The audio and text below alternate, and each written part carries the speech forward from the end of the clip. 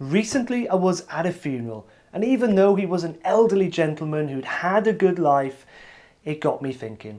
All of us are going to die at some point, and none of us know when. But the question is, are we making the most of the time that we have left? I know that I've wasted years of my life doing things that I shouldn't have been doing. So in this video, I'm going to be sharing the key things that I learned from that day. Such a wake-up call to me, and hopefully there'll be a wake-up call to you as well. Hi everyone, it's Will from Average to Epic. Welcome back to another video. In this channel, I help you get clear on what it is you want to be doing in the future, how to become unstuck and actually take action and create the life of your dreams. If you like the video, give it a like, click subscribe below and that bell notification, and let's get straight into it. So the first big lesson that I learned from that funeral was that life is short. So I remember vividly, just around the corner from here, walking down the street on my 16th birthday, looking up in the sky, thinking, wow, I'm so young, I have the rest of my life ahead of me. Around that time as well, I used to say to my mum, I wish I was older, because I wanted to get into clubs and pubs and I was a bit too young. And she used to say to me, do not wish time away, because soon you'll be wishing that you were younger again. At the time though, I couldn't really comprehend that because I really thought I would be young forever. I couldn't even imagine being older. It's crazy. And fast forward to today, and 20 years has gone like that. 20 years, I cannot even get my head around it, to be honest. It's crazy how quickly time has gone. So finally, I can understand what my mum was saying. And now, ironically, I'm saying the same thing to people who are younger than me. Don't waste your time. It goes so quickly and you only get one shot. So looking back over the last 20 years, yes, I have achieved quite a few things, but I can also see that I've wasted so much time as well.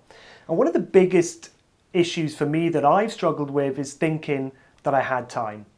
So often I'd say, oh, I'll do it later, I'll do it tomorrow, I'll do it next week, do it next year. And I was constantly delaying something that I could and should have been doing now. How many of us are in that situation? Probably most people, if not everyone.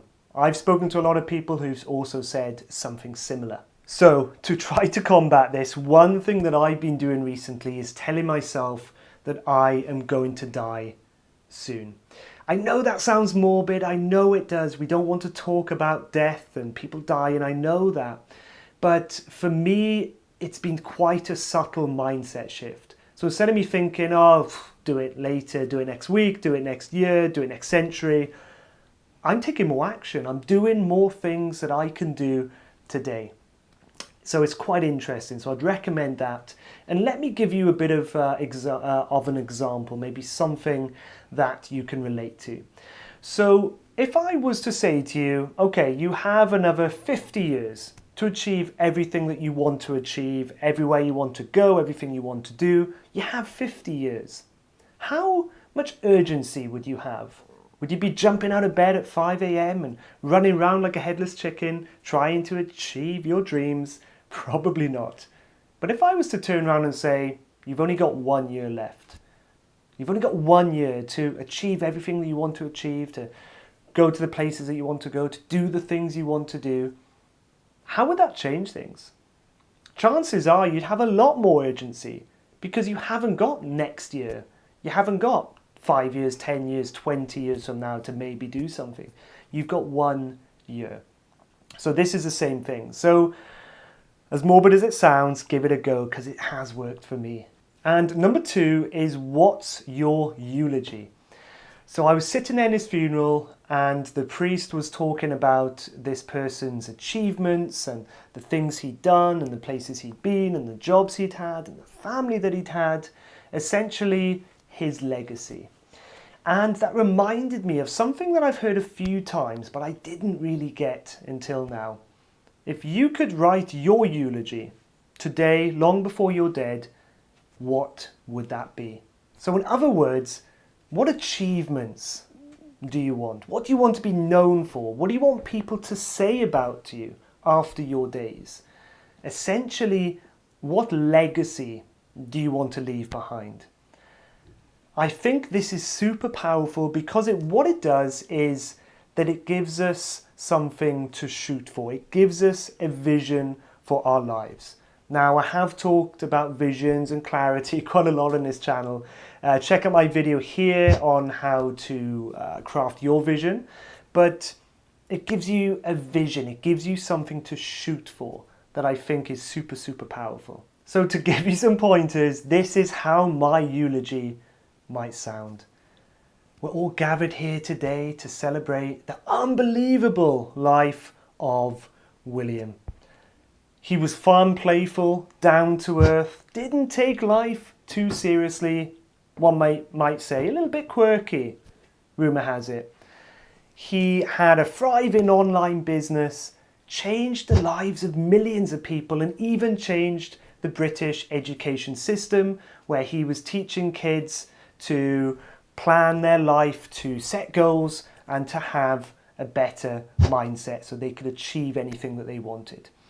He had a BMW 8 Series in blue. He had an amazing villa in Corsica, incredible wife, kids, and family, and he was one of the happiest people that you'd ever meet. That is my eulogy, believe it or not. And these are based on my goals. This is based on my vision. But I'm not sure if you noticed, I even felt quite pumped up when I was saying that. So this is the power of that. So sit down today, think of your eulogy. How do you want people to think of you after your days? And number 3 is to be your true self.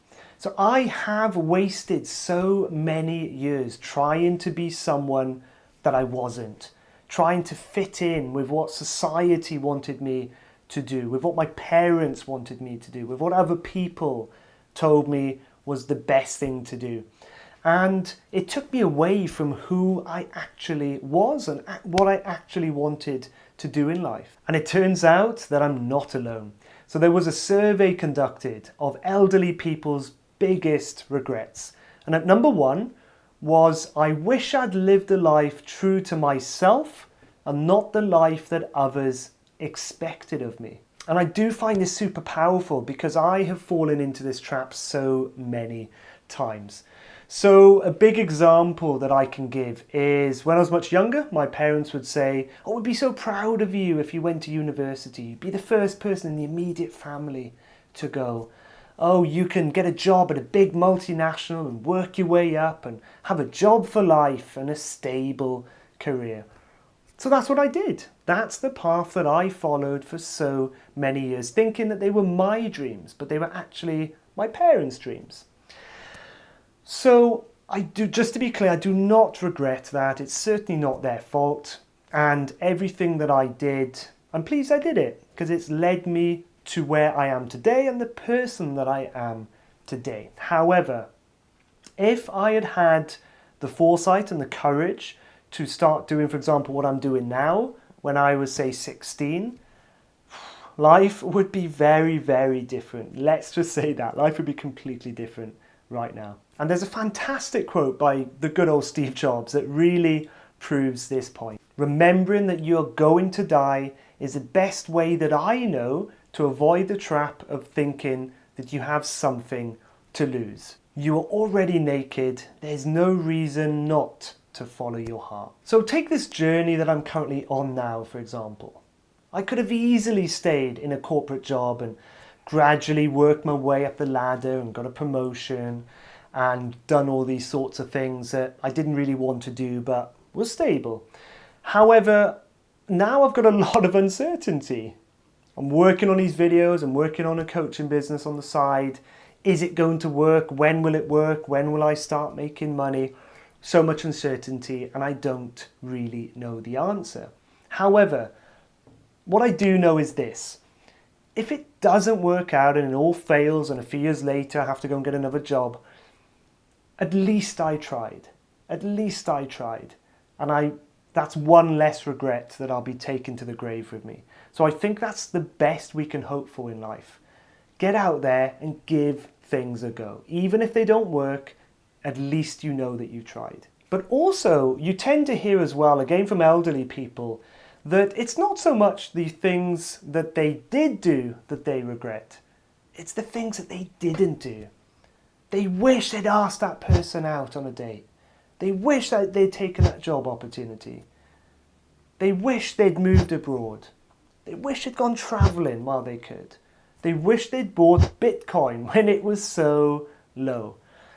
So these are the main points that I've taken out from this funeral that I'm now trying to implement to make sure that I live the life that I possibly can, the fullest life, and make the most of the time that I have left. I really hope that you found this video useful. If you did, give it a like, leave a comment below, and click subscribe and click the bell notification as well. And I look forward to seeing you on the next video.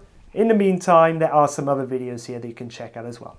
Take care, talk to you soon, bye bye.